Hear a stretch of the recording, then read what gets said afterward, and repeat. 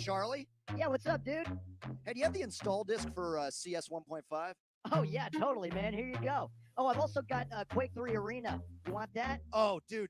Hey, oh, it's Brian. Hey, what's up, Brian? Hey, guys, what's happening? Hey, what's up, dude? Hey, I brought snacks. I brought some Mountain Dew, some shit to snack on. Let's fucking do this. I've got my computer. Hell yeah. You know it's time for a LAN party. Hey, yo, it's time for a LAN party. Everybody getting on the same room. Hey, yo, it's childhood, not a care in the world. The Ethernet cable is our friendship. We connect up and we play that game. Play that game, baby, play that game. I'm talking Diablo, I'm talking CS, I'm talking friendship, baby, yo. Cause that's LAN, LAN, LAN, that's an LAN, LAN, LAN, LAN, that's an LAN, LAN, LAN, LAN, that's an LAN, LAN,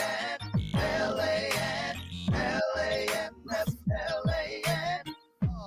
Yo, I gotta hit that headshot. Insta-give, damn domination. I'm doing it. Humiliation. Yo, you got killed. Oh, man, you killed me. That was good. This is harmless. Hey, yo, I'm having fun because I'm a child. I don't have to worry about important shit, so it's good like this. It's good like this. I never want it to end, because, baby, this is how we do. LAN, LAN, LAN, that's an LAN.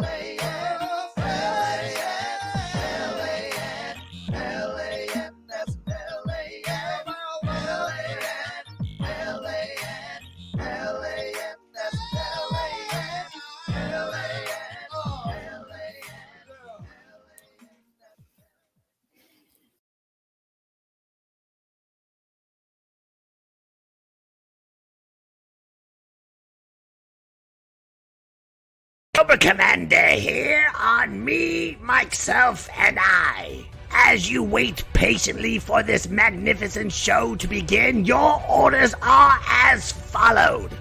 You must share this show. The more people know about Me, Myself, and I, the more we will be able to control the masses. Share this show with your friends. Share this show with your family. Share this show with your obnoxious, distasteful, repugnant, disgusting, cowardly enemies. Don't be a fool. Share this show immediately. We will conquer those likes and views. This is your duty. This is your allegiance. This is your show. Cobra!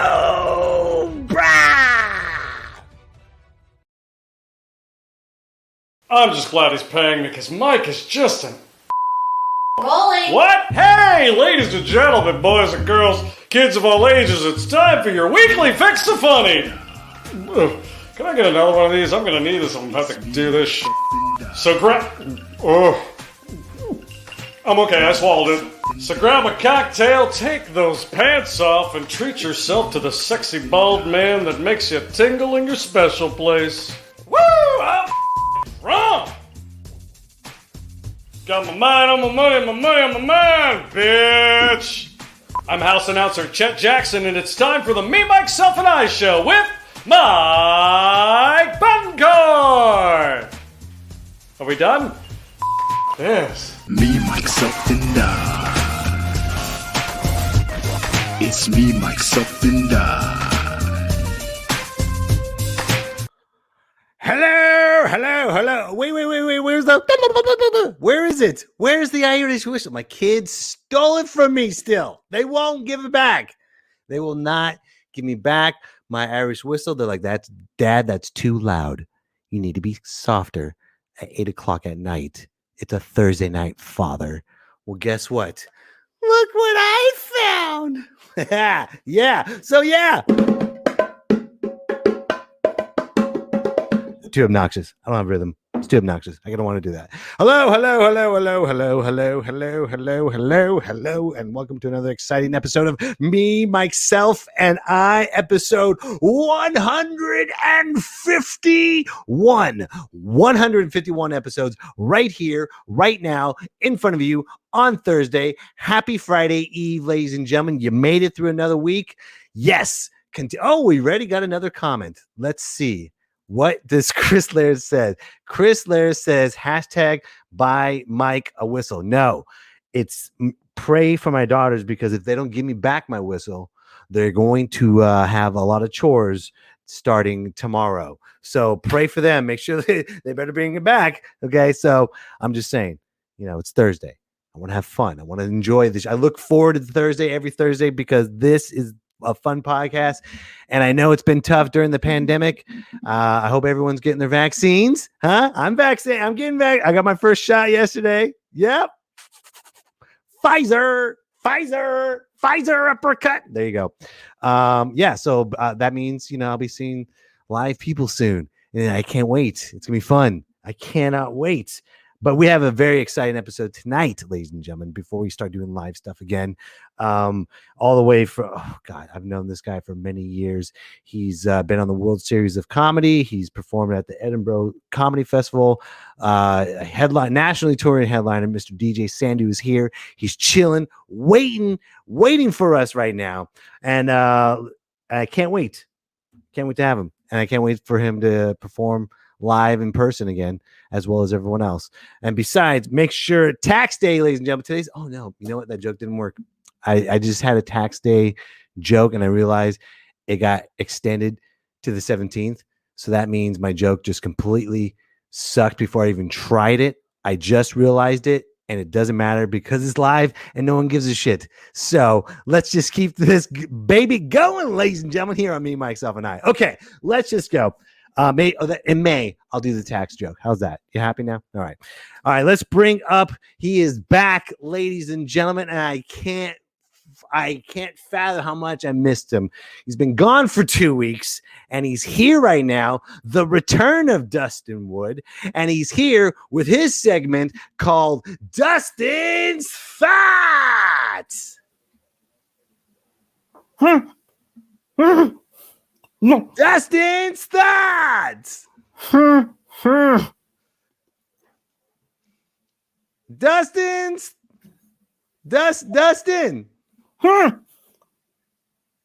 Dustin. Are you taking a dump?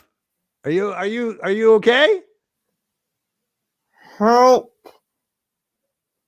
You know what? Dustin's in some freaky stuff. I've seen Pulp Fiction. I've seen, Bring Out the Gimp. Sounds like he has a red ball in his mouth right now. So I don't want to mess with Dustin's freaky moment. I don't know if he realized what was going on live, but it's okay. Hopefully he'll get out of his gag moment, and then we'll get back to him, hopefully. But anyways, before we bring DJ up, I just want, what did Chris Laird just say? Chris Laird just said, I think he's tied up. I think he needs help. Was it funny, Bunny? Dang! I don't know. Was it funny, Bunny? Because, interesting.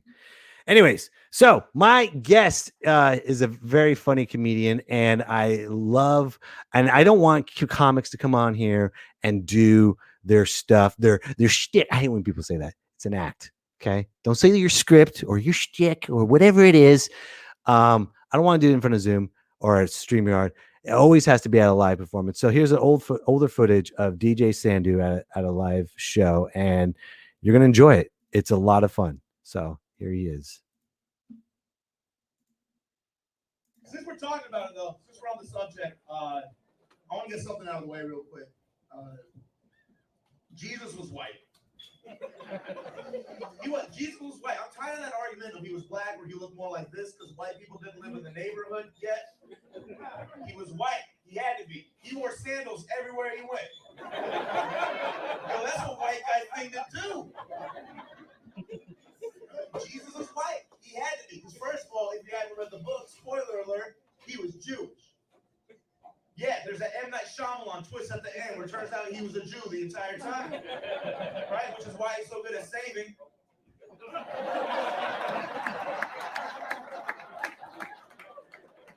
all going to hell for laughing at that. Was it worth it? Right? He was Jewish. And I don't know about you, but the only black Jewish dude I've ever seen in my life is Lenny Kravitz. Okay? But you see a lot of brothers walking around like, shalom. It's not a thing. It doesn't happen. Okay? Also, if you've ever been to church at a certain point, they pass out the body of Christ. Right? They pass out the body of Christ. I'm not sure if you guys have noticed, but it's crackers.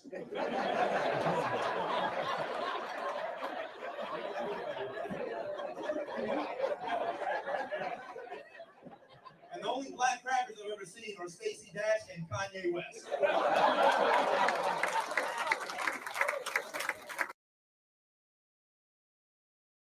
So funny. You got to enjoy him. All right, ladies and gentlemen, are you ready? Emma Mikers, are you ready? Okay, you've seen him on I'm sorry. Hold on. I think I got a flashlight from somebody. Dustin, are you there? Oh, God damn it. Anyways. All right, ladies and gentlemen, let's get back to our wonderful guest. He was one of the finalists at the World Series of Comedy. He performed at Edinburgh Comedy Festival. He's a national touring headliner. Ladies and gentlemen, put your hands together and make him feel welcome for DJ Sandhu. DJ. Hi. Hello, DJ. How are you, buddy? Doing, man? I'm good, all right man. by yourself. Love the hat, dude. Well, thank you, sir. Yeah, do you have headphones? Because I can hear it echo pretty bad. Yeah, no, I have my headphones on right now. I just put them on so that you wouldn't hear the echo. That was weird. I just heard it for a second. All good. No worries. Just want to make sure you sound good, man. Like the picture in the background, dude. Yeah, I I don't know why, but for some reason people like to paint me. That's good. Who painted that? This is my buddy Matt Trammell. He's actually doing the mural at Laughs Unlimited now. Is he really? Yeah. Wow. Can you bring that picture closer? That's a beautiful picture, man. Look at that. Wow. It's like 300 almost. Oh, no, it's like a guardian angel. I think it's actually I think it's an Michael? actual Renaissance. Yeah, I think it's Michael striking down the devil, right? Mm-hmm. Looks like, I think it's like Michael. I think it's an actual Renaissance painting. Nice, man. When did you dude, how did it feel to do that show that we just saw, man? You were at the Sacramento Punchline, huh? That was an amazing, because that was my first ever feature week at the Punchline. Oh, really? Yeah, and so that was with Roy Wood Jr. and it was insane because before that I had just asked Molly if I can get that week because I needed to be back in Sacramento that week anyway. Right. And she was like, "Well, the headliner is asking us to like submit clips, and he's gonna pick the one that he wants to open for him." Nice. And I was like, "All right, yeah, I'm not gonna fucking make it." So I submitted the clip, and then a couple days later, I was at the Hollywood Laugh Factory, and I ended up in a conversation with him. And like every other thing that I said, he was like, "That's funny, man. Write that down. That's a bit. Yo, that's a bit. That's a bit. Yo, write that down." Over and over, he kept saying like he's trying to help me with my own fucking career. And then I got an email the next day saying that I got the weekend. And then after that first show, was that a Thursday, I think, he came out of the green room. He was like, "I need to talk to you after the show." So after the show, we're chatting, and he was like, "So here's the thing, man. Hassan Minaj just left the Daily Show this week. We need to fill that hole. I need you to record every set for the rest of this week so that I can submit that to our producer, and let's see if we can get you on as a correspondent at Daily Show." What? And wow. Yeah, and I got like pretty far in that process, and it obviously didn't pan out, but it was fucking wild to be considered. Dude, you're on their radar though. That's the great thing about it. They have all your information. The mafia has your information. So that's man. That's great. You can't really be upset when like they know who you are. So at that point, you just gotta keep chipping away at it. And at the same time, like you can't really say, because anytime people say like if you can go back, what's something you would do different? There's nothing I would do different because I'm very happy at where I am right now. Right. And who's to say that the thing that you wanted would have been good for you anyway? Because I know plenty of people that have written for things like Daily Show and SNL and stuff like that, and they were fucking miserable. Like I got a friend over at Big Bang Theory, and she's like, "Yo, man, I fucking hate this writer's room." I'm not a writer, man. I'm a performer. I love performing, and you have a great skill of both, though. You have very well thought out jokes, and you've got a great stage presence. I think you became more bold ever since the beard started growing longer. It's like this. It's like the Samson's. Instead of Samson's long hair, it's your beard that gives you strength. Yes and no. At the same time, because I started growing my beard when I was like 4 years into comedy. So right at that time is when you start getting a newfound confidence. You finally figured out how to be on stage, like properly be on stage. So yeah, my beard does get away with saying a whole lot more than my clean shaven face did. But at the same time, like I'd put in the seat time before I grew my beard out. Right. And you happen to what's great about you, man, you happen to tour and perform all last year during this pandemic. Yeah, I've still been on the road since July. Wow. How was that? Was that scary, or do you feel like you've earned your stripes, or? No, well, here's the thing. I was operating under the assumption that I already had it back in March. Okay. Because like I'd gotten sick. It was a few days, and I lost my sense of smell, and that wasn't something that I'd ever had before. So I was like, oh, yeah, I had COVID then. So I was just like, all right, I'm still gonna be reasonably cautious because there was no testing available in March. So I was still being relatively careful, and I was still getting tested all the time. But then I ended up actually getting it in November. Wow. What was it like to perform at because, during the summer, everyone's antsy. Corona was at its, peak, and people were just frustrated. So what was it like performing stand-up during that time? It was phenomenal because the audience members didn't realize how much they took this for granted until they couldn't have it anymore. And so the audience was police itself.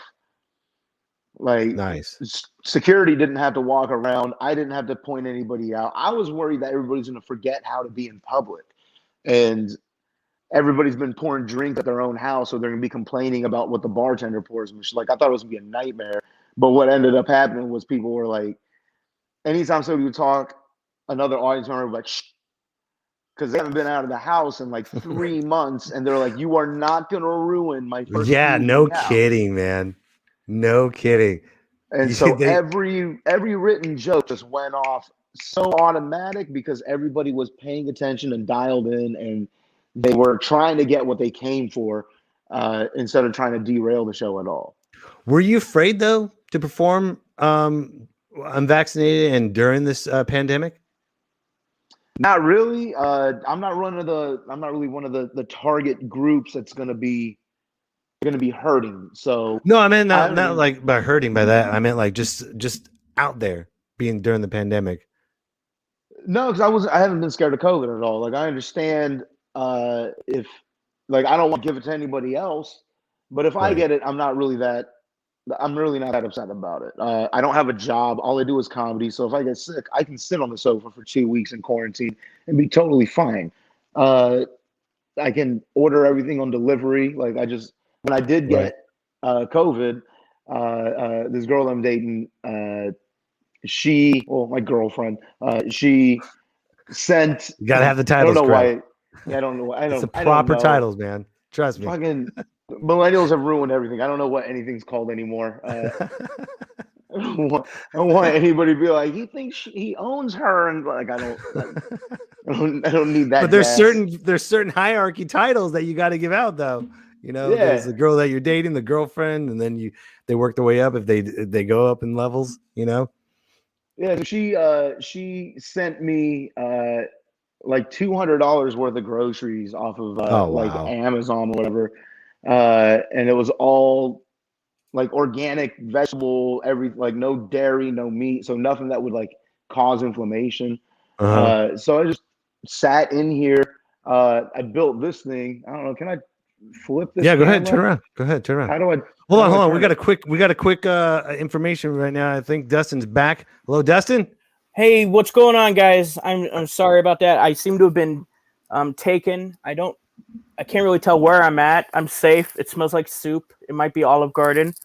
But are you fine. Okay? Yeah, no, I'm fine. They've left exercise equipment and nourishment. I think I'm gonna be okay.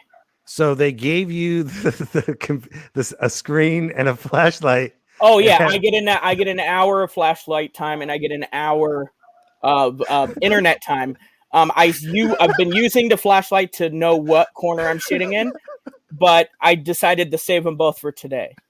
So since you were kidnapped, you're perfectly placed behind the door. Your light is perfectly lit in a perfect angle, so they can allow you. Well, are your kidnappers? Luckily, how many kidnappers? I was kidnapped by a fan, and so they didn't want me to miss anything. So, a fan of who?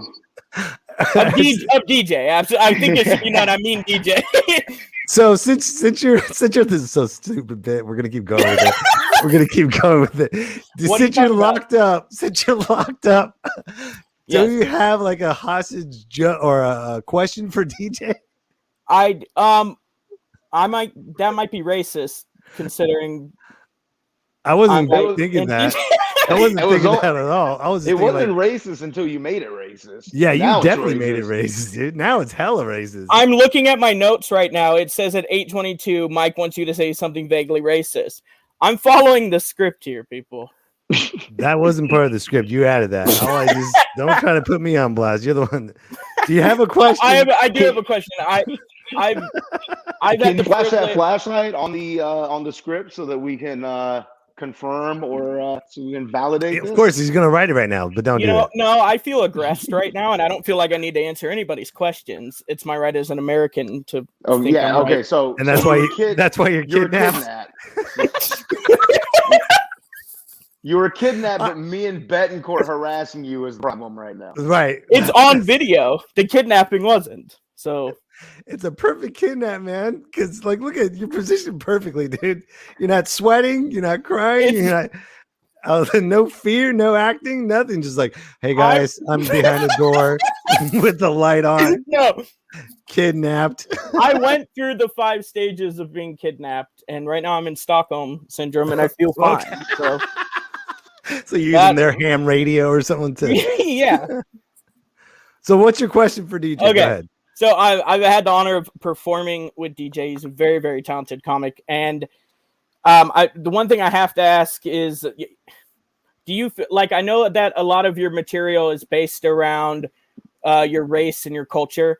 Did you feel like you had to do that? Like when you started out comedy, do you feel like this is the route I have to go because it would be expected of me as a comic? Or is it just so integral to your story as DJ that it has to be talked about? I'm offended that you think a lot of my material is based off of that. I didn't mean to. No, he wrote the racist pad, so. No, okay, in my defense, I've only seen me and DJ performed on a show where, like, I only got to see, like, 7 minutes of the hours. Dude, don't yell too loud. You're you're kidnapped. Oh, yeah, I'm sorry. Bring it down. Well, I was being aggressed again. This is ridiculous. They're going to cut you down to 30 minutes of light time a day now. You're going to be like, we gave him an inch. He thinks he's a ruler, and he cannot be trusted. All I meant by the question, DJ, no offense. What I meant is, did you feel like obligated to have to talk about that stuff at all? No, I open and I close with it every time, and I do one in the middle every time. And that's specifically because everything that I'm talking about in between those jokes, anybody can get super offended at any minute. So if I'm talking about any one demographic, then I'll sprinkle in something about myself. So I can be like, just to remind you guys, I'm okay with you guys joking with me this way. Wow, so it's calculated. Yeah. Wow. You're like almost giving them permission. Yeah, pretty much. We got a comment. Go ahead. What I'm really doing is I'm taking away their right to continue being upset. Because then if I start making fun of people like you, and then right after that, and it really upsets you, and then right after that, I start making fun of people like me, and you're like, oh, that's silly goose. What was I so upset about? Right. It's brilliant, man. It's brilliant. Thank we got a comment from Elias. He says he can read the comments, but not the script. Damn it, Dustin. I read the comments Dude, one episode, and now dude, he is never gonna get free from those kidnappers if he's gonna continue yelling like that. I think that they just cut his Wi-Fi right now. I think so, and I don't disagree with that at all. They changed the password and everything. You can't find him, but thank you, Dustin. Good luck. Hopefully you can get out of the kidnapping situation next week, buddy. You know what's great about DJ Evan Mikers is I met DJ many, many years ago when he was just an audience member. It was me and Vince Morris at Laughs Unlimited. And from that moment, I mean, you hear it all the time from audience members. You hear it all the time, like, I want to be a comedian someday, and I'm gonna just give me some tips. And you always want to be friendly and give people tips because you never know if they will continue it. You never know if they're gonna jump on the bandwagon and just be your friends for the night. But DJ is one of those you never know because he just skyrocketed from an audience member to hosting. And then just become right when he started featuring, his name was everywhere, and now he's headlining everywhere and performing through the pandemic. I mean, what made you decide to do that from the moment you and I met to where you are right now? It was actually Vince Morris. Nice. I was extremely poor, and I was dating somebody, and we had the only thing we could afford to do was watch TV, and we're watching Comedy Central, and Vince's special came on Comedy Central, and I was sitting there on the sofa with her, and I was like, I think I want to do that one day. And she looked at me and said, you could never do that. And then we saw that he was going to be in Sacramento, so I went to go see him. Magically ended up having dinner with you and him at Denny's. Oh, that's right. We did have dinner at Denny's. Yes. Yeah. I remember that. Yeah. And that whole time, like, I was geeking out. Like, I don't think that I kept it that cool, but I kept it pretty cool. The whole time I was like, I can't believe I'm sitting here having food with Vince Morris.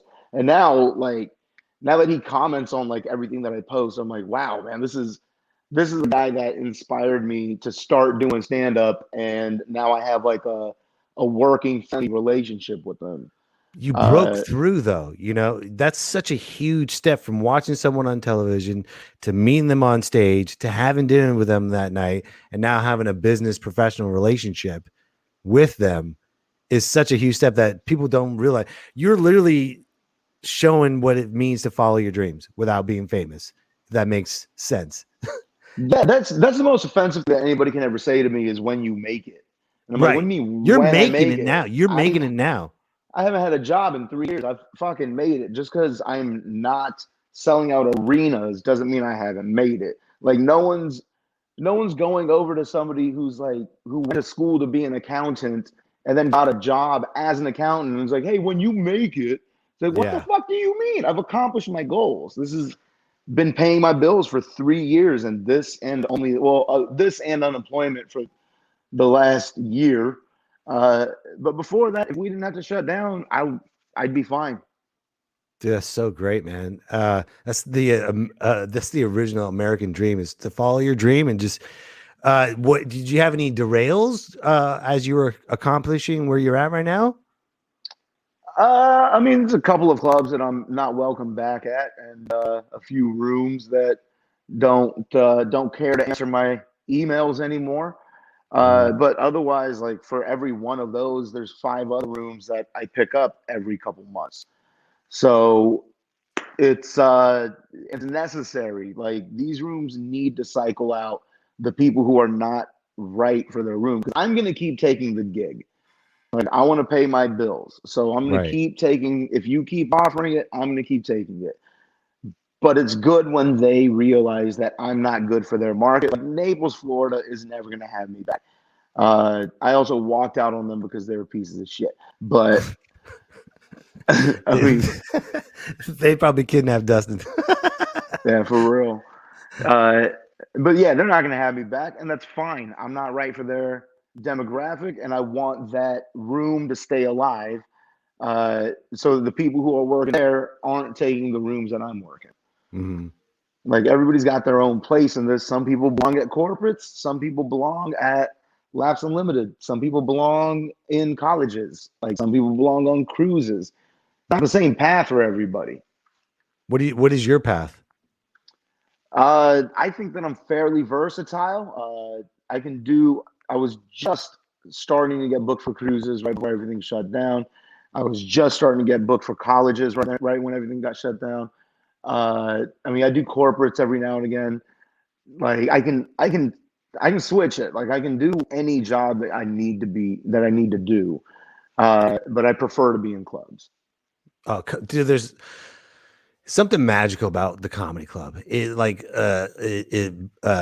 gives you that title that you're the comedian. I know you can do a stage anytime, any place, anywhere, but comedy clubs in general, it has that feel. Well, it's the perfect setup for it because Right. everybody who's coming here is coming here because they know it's going to happen here. They might not know who I am. Like nobody's showing up. I'm not delusional. I know that I'm not worth shit. Nobody's showing up. Like if a club sells out, it's because the club is very good at promoting itself. Not because everybody's like, oh my God, DJ Sandhu's finally in town. This is our one chance to see. I know that that's not the case. But I don't know, man. You're pretty modest, man, because you have some fans that love you, and your fans, they step up for you, man. They protect you. So don't say that they don't, because they love you, man. I don't even think I'm at the level where I can call them fans. Like I have friends. Like these people, anytime That's I go, cool. like I'm on my way to Chattanooga in a couple of weeks, and I already have lunch plans with like 7 different people. Like these people take care of me every time I come back to anytime I go back to Oklahoma City. Like I have the same crew of people that are in my DM or texting me and saying like, hey, we've got like this birthday party, or we're gonna go get dinner at this spot. Like they take care of me very well. So it's weird to call them fans because like I feel like I have more of an intimate relationship with them than That's just great. them paying my bills. That's great, man. But when a crowd goes to a comedy club, they know what's going to happen and they're slightly familiar with the culture behind it. Versus when you're doing a corporate, like, yeah, some of the people are fans of comedy, but also Deborah from HR is here and she's never laughed at a joke in her fucking life.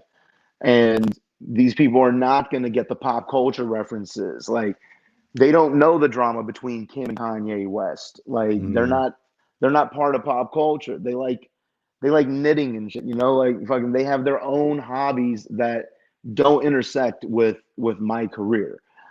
Same with colleges. Like, they are very open to it, but they haven't been to comedy clubs, so they don't know how this goes.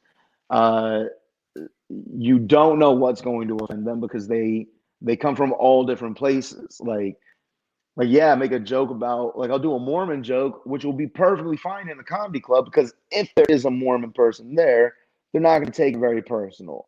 But if I do that same joke at a college, I don't know. I mean, these kids just turned 18 and You know what? College, I don't understand that. I don't understand. I really don't understand the sugarcoat and the protection of college from words.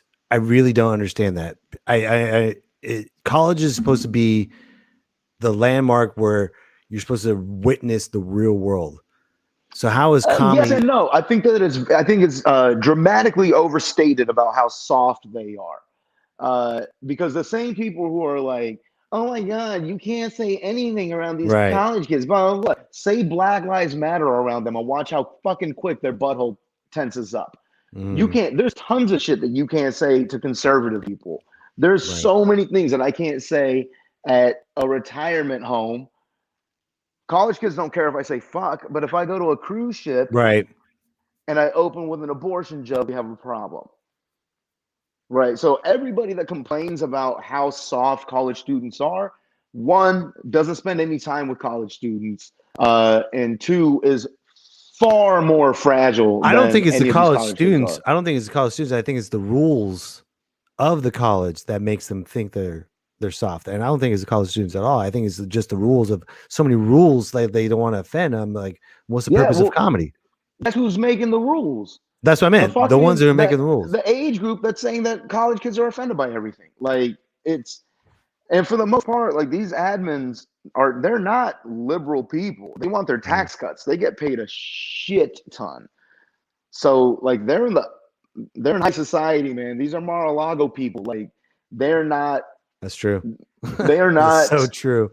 Politically or socially in agreement with any of the people that are going to their campus in any regard. So like they're only making these rules so that they can keep having the job that they have, because if they get enough complaints, then they're going to get replaced. And so they have to try to play it safe and stay middle of the road. So when you're staying safe in middle of the road, do you just get like right on the edge when you're performing at colleges, or you just play it safe? For the most, like, okay, I'm going back to Lexington, Kentucky in a couple of weeks.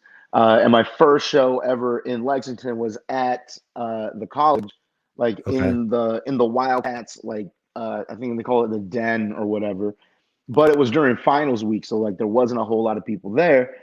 And so like I did some of my set, and then I was just like, you know what? Let's just have a conversation. I was like, was there anything you guys want to know? And they're like, how about this? And then we ended up talking about a very shady criminal past that I've had. Mm-hmm. You wouldn't be a comedian without something criminal or shady or damaging. So here's the thing: is I've always seen everything from different angles, which which now makes me a very good comedian. But back in the day, it just made me a very good criminal.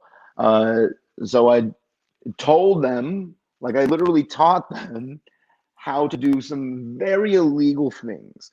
I got an email from the booker the next morning saying, "Hey man, can we have a chat?" And I was like, shit, I overdid it. And he was like, "I am getting so many messages saying that you're the best show that they've had in like 3 years, and they had so much fun with you and this and that." And I was like, "See, but like if I stuck to the contract, then those kids would have been fucking miserable. Like I don't coddle these kids because I used to be one of them. And I still like, I pride myself on hanging out with people on every side of the spectrum. Like some of my best friends are in their 70s. Some of my best friends still don't have, still can't get into a bar. And comedy kind of affords you that luxury where your coworkers they've been in it for a very long time, or they're just now starting, and so you get access to these young kids and their train of thought and what makes them click, and it keeps you youthful and it keeps you a little more fresh. That's what's great about comedy. It's one of the jobs where you can have a relationship with everybody all over the world and make them laugh and continue to make them laugh. I mean, I'm sure you just go to city, just enjoying everywhere you go, and it doesn't feel like the same thing every time. I'm sure you find something new at every city you see. I do something different every time I'm in it. Like I don't ever stay in my hotel and just sit there and then like come back and then like come back and report on how boring whatever city was. Like I go out and find out if that city actually sucks or not. Right. And there's some places that fucking suck, but then there's other places like, because when I used to live in LA, people used to laugh at me. They're like, "Oh, your career is going so well. Where are you coming back from? Chattanooga?" Ooh. And fucking, I'm getting like 2 headline weeks a year at Chattanooga. Dude, Chattanooga is dope, man. It's a great town. And every time I go back, it grows so much more. And there's like better restaurants every time and better bars every time. And those same people started hitting me up during the pandemic saying like, "Yo, what's the contact info for Chattanooga?" And I'm like, fuck you guys. Because here's the thing. I love these people. And so I don't want you going over there from LA and then just looking down on them the entire time you're there and then talking about that on stage about how much better you are than them because they live in Tennessee and that's it. Like, it's if you're gonna make fun of me for working there, there's no way that you're gonna treat them well for living there. Right. That's middle America, which is great. Is, it's not all about LA and New York. It's what middle ground America is all about, and that's what connects everybody to comedy. See, the thing is, like, I used to talk about this a lot, where like liberal comics would always, when I would post that I'm going to Little Rock, Arkansas, or I love Tulsa, Little Rock. I love going to Little Rock, man. Yeah, such a great town. Anytime I'd be going to one of those kinds of places, I would get messages from people or comments on Facebook posts saying like, "Oh, be careful, blah blah blah, like look out for the racists and shit like that." And then I would get there and I didn't meet any racists. Instead, I got people inviting me over to their house because they know that I don't get home cooked meals very often, which really happened in Oklahoma City. This big old dude with a Trump hat and suspenders and everything, like, came out, bought our merch, was like, yeah, and also my wife's making her famous brisket tomorrow. If you want, we'll come pick you up, put some food in your belly, and get you back to the showroom right before it's go time for you. Like, I get that. That sounds like every beginning to every single horror film, but you said, fuck it, I'm just going to go anyways. Oh, I'll go. I'll fucking go. Because here's, like, I have suicidal depression. So, like, if you're going to kill me, like, like, you're doing a lot of my work for me. You're like, thanks, buddy. Appreciate it. I'm going to go out as a legend. Right. No comedian has ever been killed for what they're saying. Like, I'll be the first. Like, now I'm automatically in the Mount Rushmore. Right. One of the top Rushmore. Go ahead. Make me a martyr. I'm fine with it. I don't give a shit. That's awesome. Or worst case scenario, I survive the hate crime and now I get to be on CNN as a victim. There you go. And get a couple million followers, and then I don't have to see my next see in Chattanooga. Yeah.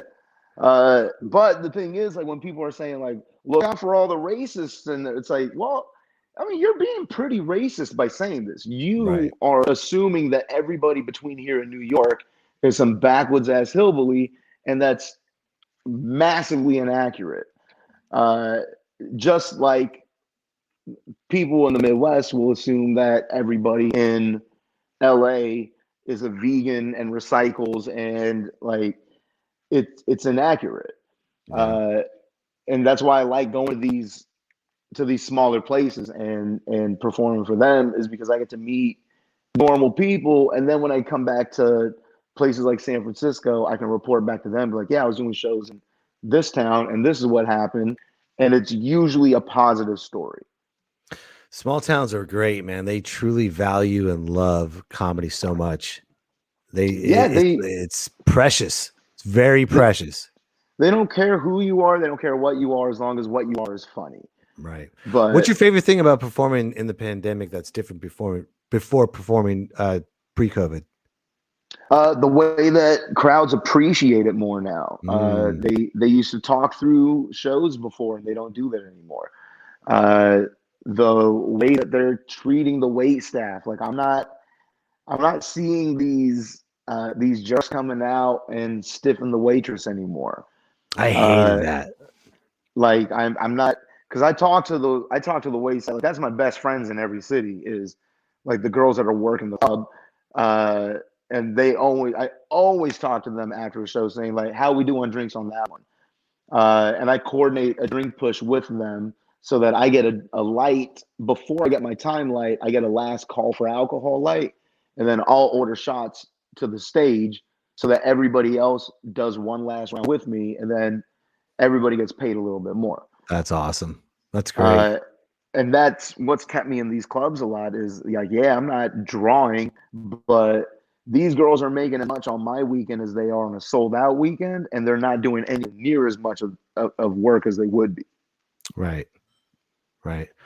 We got, holy smokes, Drake Comic says, what's up, DJ? He loves you. Do you know who Drake Comic is? What, Drake Nelson?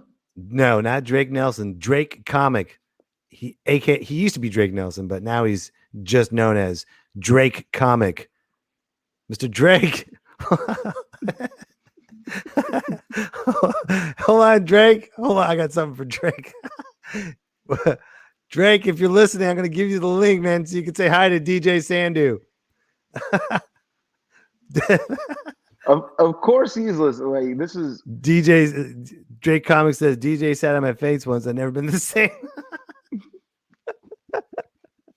we were in Reno one time, and we're at the knitting factory, and Drake was talking about there was like a rib fest going on in town. Okay. And I was like, hey man, I actually have my Halloween costume in the car. We should go to the rib fest in my Halloween costume and see how people react.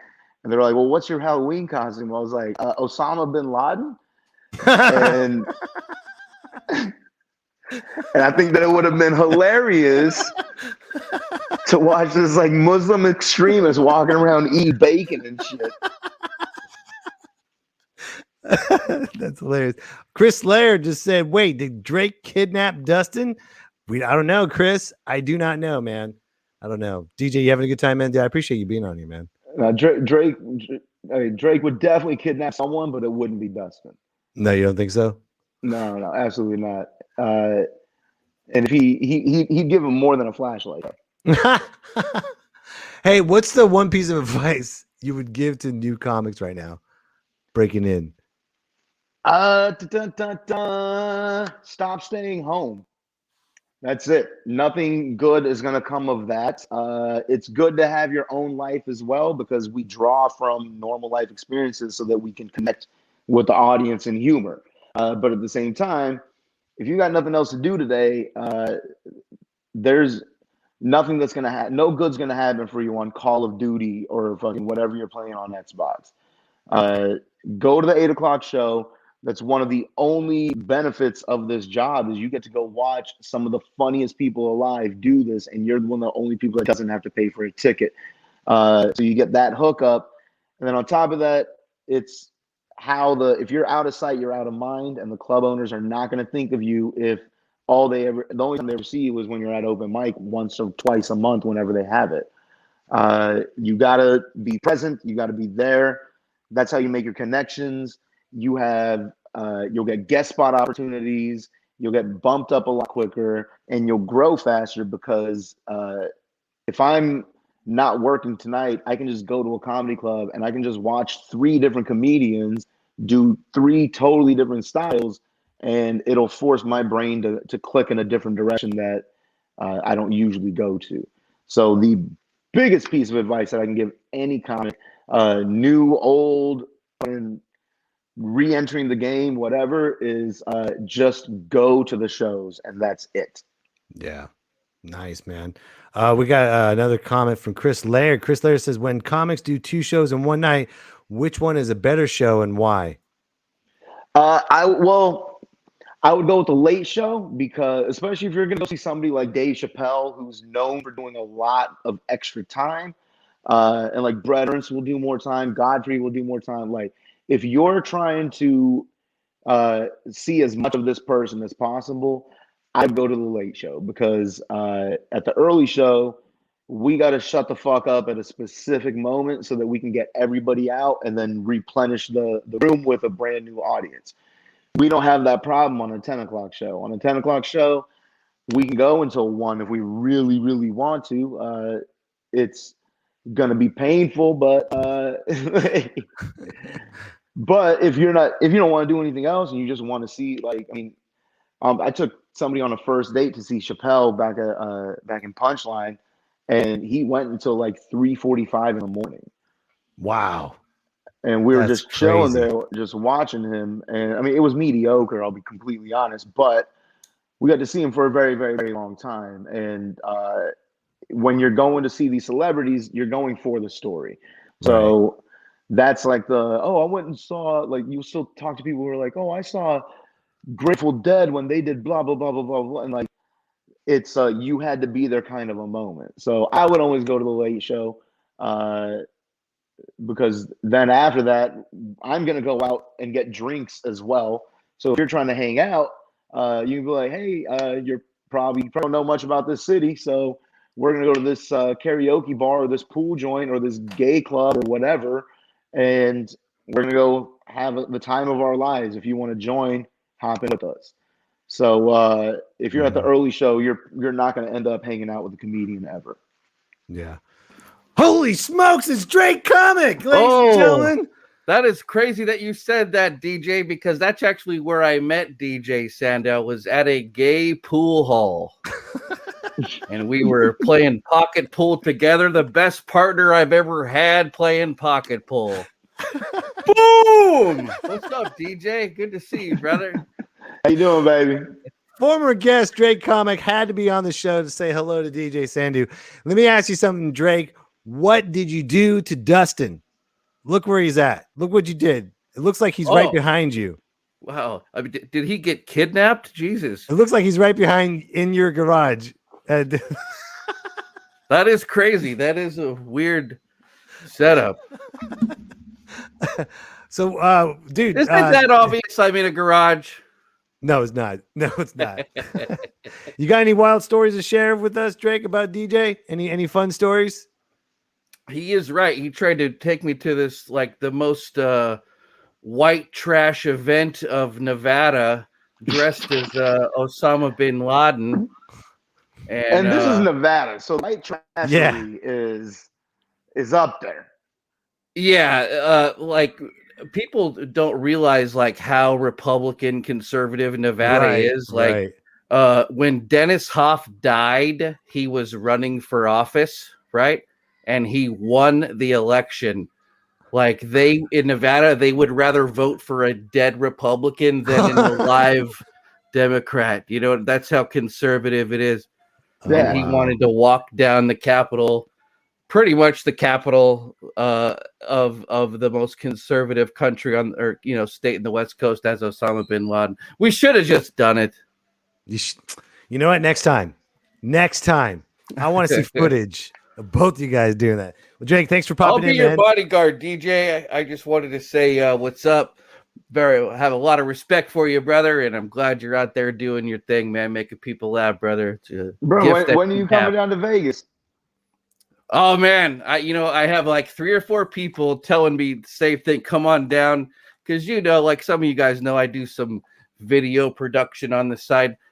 And not just my OnlyFans. I have like other things that I like to film and produce. So a lot of people are like, "Hey man, we got some video ideas." So it's in the cards. I'm thinking about it. Come on down. I live on Fremont. Oh, nice. I used to get my crack down there. So holy crap, we got everybody coming up. Chelsea Bierce, former guest, saying what's up to DJ Sandhu here on Me, Myself, and I. It's like everybody's saying hello right now. Hello, Chelsea. Drake, any last words of wisdom? Anything outrageous? Wash your crotch. Perfect. Thank you, sir. Appreciate it very much. Oh man, we are almost out of time, ladies and gentlemen. But before we go, we got Dustin sent us a comment. As coordinates says, coordinates to my locations. Captors let me in. Our comment: 306 degrees, 48 latitude, north degrees. Oh my God. I hope this bit works. It was last minute bit. Let's just keep it going. Drake Nelson says, much love. So right on, DJ. Thank you for your time, brother. By the way, folks, you can find DJ on Instagram on Instagram.com/@DJ Sandhu20.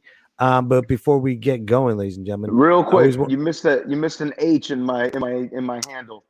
I did. Hold on. Yeah. Thank you for telling me that lie. I had it on the. You got it right on my. Yeah. On my phone. Thank you for correcting me live, though. I appreciate that. That's always. I mean, this is gonna be live. Well, now you're missing the U. What? now I forget the U. There you go. How's that? Hold on. DJ S-A-N. Wait. Where'd it go? Hold on. I think I messed it up. Hold on. Is that better? Is that better? I fucking W. Hold on. Let me correct it again. How about this one? There we go. No. All right. It's not coming up. There we go. How about this one? I don't like how much you're smiling right now. It's stupid. Bearded man. What the fuck? I am not good today with my jokes. Fuck it. Who cares? Just follow DJ, ladies and gentlemen. That's all I'm asking. Just follow DJ today, tomorrow, and forever. Be his friend. Chelsea says, wow, Mike. You know what? It's a pandemic. That's all I got to say. That's all I got to say. We're going to end this on a prayer, but not by me. I always like to end the show on a wonderful prayer, but not by me, by the wonderful Sam Elliott. And now, a prayer from Sam Elliott. Dear Heavenly Father, give me the strength, for I don't have any patience for stupidity anymore. Everywhere I go, I see someone doing something stupid, and I just want to smack them across the head, but I can't, dear Father, for you are the dude of this universe. Dear Lord, we're in a pandemic, and I'm starting to lose my cool. All I want to do is sit in my leather chair, smoke a Marlboro Red, and drink a beer. Coors, America's beer. Lone Star Barbecue. Amen.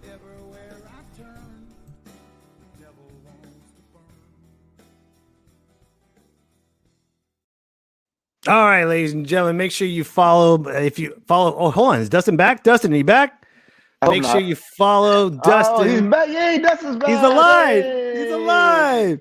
DJ, make sure you I follow. heard that. That's messed up. Make sure you follow Dustin on Instagram at Adorkable Dustin Wood. Thank you, Dustin, for being here. I appreciate it. One more time for DJ Sandhu. Just follow DJ. If he's, that's all you gotta do. Just follow DJ. I'll have his links and everything provided. And if you guys just tuned in, make sure you check the rebroadcast on youtube.com/Mike B Comedy. DJ, thank you again very much for being here. I really appreciate it. And congratulations on all your success, man. You put in the work, my friend. Thank you, man. I appreciate it. Yeah, man. And hopefully we'll see you soon. You take care. All right, baby. All right, man. Bye. Me, myself, and I. It's me, that myself, was a and great I. show. And I'm so glad the Adorkable one is back. Not kidnapped. So follow Dustin on Instagram at It's me, myself, and I. Just follow DJ. Okay? Just DJ Sandhu. You can watch this again. I'm not going to put his name on here because he's going to correct me again. I don't want that. I don't care.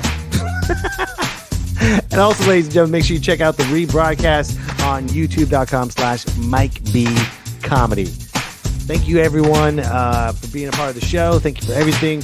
One more time for super fan Chris Laird for finding the awesome musical intro. If you have a musical intro and you want to play it here, request it, ask me. I'll play it, and we'll have some fun.